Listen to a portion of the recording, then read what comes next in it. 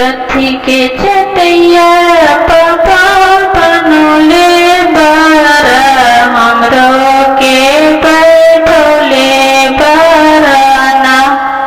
कथी के करजवा पापा बनोले बारा हमरो के बिसरले बानी ना।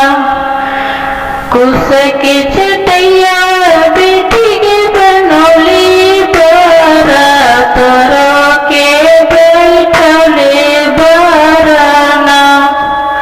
कट के करजवा बेटी के बनोले बारा तोरो के बिसरले बानी ना।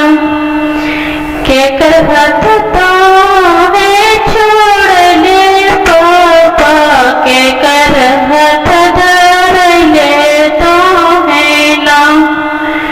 अपन हाथ तोरे बेटी के छोड़ले बानी दामाद हाथ धरले बानी ना।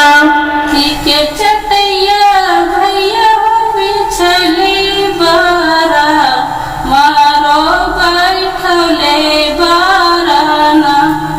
कथी के करजवा भैया बनोले बारा हमरो के बिसरले बानी ना।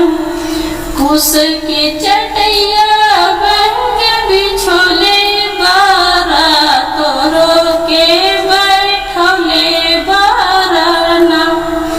कठ के करजवा बन के बनोले बारा तोरो के बिसरले बानी ना।